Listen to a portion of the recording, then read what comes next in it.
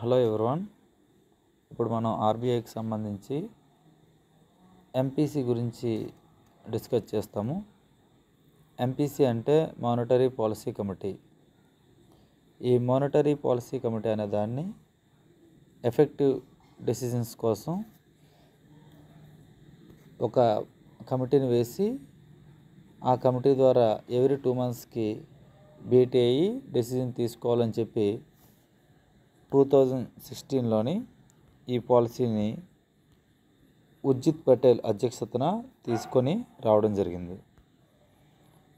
ఈ డెసిజన్స్ అంటే ఎవ్రీ 2 monthsకి ఈ డెసిజన్స్ అంటే రెపో రేట్ కానీ రివర్స్ రెపో రేటుకి సంబంధించి డెసిజన్ తీసుకునేటప్పుడు అప్పటికి కంట్రీలో ఉన్న ఇన్ఫ్లేషన్ కానీ లేదా ఎకనామిక్ గ్రోత్ కండిషన్ కానీ పరిగణలోకి తీసుకొని ఆ డెసిజన్ తీసుకోవడం జరుగుతుంది. ఇలా డెసిజన్ తీసుకునేటప్పుడు డిఫరెంట్ స్ట్రాటజీస్ని ఫాలో కావడం జరుగుతుంది. ఆ స్ట్రాటజీస్నే స్టాన్సెస్ అని అంటారు. అందులో ఫస్ట్ స్టాన్స్ ఏంటంటే అకామిడేటివ్ స్టాన్స్. ఈ అకామిడేటివ్ స్టాన్స్నే ఈజీ మానిటరీ పాలసీ అని కూడా అంటారు. ఎందువల్లంటే ఇది దేశంలో ఉన్న ఈ ఎకనామిక్ గ్రోత్ని ఇంక్రీజ్ చేయడం కోసం, మనీ సప్లైని పెంచడం కోసం ఈ రెపో రేట్లని తగ్గించడం జరుగుతుంది.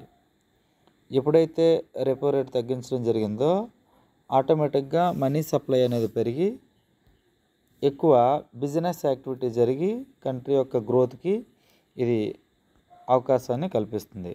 దీన్ని అకామిడేటివ్ స్టాన్స్ అని అంటారు. అయితే ఈ డెసిజన్ తీసుకునేటప్పుడు ఇన్ఫ్లేషన్ అనేది పూర్తిగా కంట్రోల్లో ఉండేటప్పుడు ఈ అకామిడేటివ్ స్టాన్స్ని ఫాలో కావడం జరుగుతుంది. ముఖ్యంగా ఈ కోవిడ్ టైంలోని ఈ అకామిడేటివ్ స్టాన్స్ని ఎక్కువగా పరిగణలోకి తీసుకొని ఆ రెపో రేట్ని కంటిన్యూస్గా ఆ రెపో రేట్ని తగ్గించుకుంటూ రావడం వల్ల ఆ లోన్స్ ఏవైతే ఉంటాయో లోన్ ఇంట్రెస్ట్ రేట్లు తగ్గి ఉండడం వల్ల ఎక్కువ మంది లోన్స్ తీసుకోవడము, డిఫరెంట్ ఎకనామిక్ యాక్టివిటీస్లోని ఆ అమౌంట్ని స్పెండ్ చేయడం ద్వారా గ్రోత్కి అవకాశం కల్పించారు. నెక్స్ట్ స్టాన్స్ ఏంటంటే న్యూట్రల్ స్టాన్స్. ఈ న్యూట్రల్ స్టాన్స్ అనేది డెసిజన్లోని ఫ్లెక్సిబిలిటీకి అవకాశం ఉంటుంది. అంటే ఎకనామిక్ కండిషన్ అనేది స్టేబుల్గా ఉండడం వల్ల ఇందులో ఈ repo rates and reverse repo rates ఏవైతే ఉంటాయో ముఖ్యంగా రెపో రేట్స్ అనేవి తగ్గించవచ్చు లేదా పెంచడానికి కూడా అవకాశం ఉంటుంది. దాన్నే మనం న్యూట్రల్ స్టాన్స్ అని అంటాం. ఈ న్యూట్రల్ స్టాన్స్ డెసిజన్ తీసుకునేటప్పుడు ముఖ్యంగా అప్పటి ఉన్న పరిస్థితుల ఆధారంగా అప్పటికి ఏవైతే వాళ్ళకి డేటా అవైలబుల్లో ఉంటుందో ఆ డేటా అవైలబిలిటీని బట్టి ఇన్ఫ్లేషన్ బట్టి తగ్గించడానికి లేదా పెంచడానికి రెండు వైపులా కూడా అవకాశం ఉంటుంది. దీన్నే న్యూట్రల్ స్టాన్స్ అని అంటాం.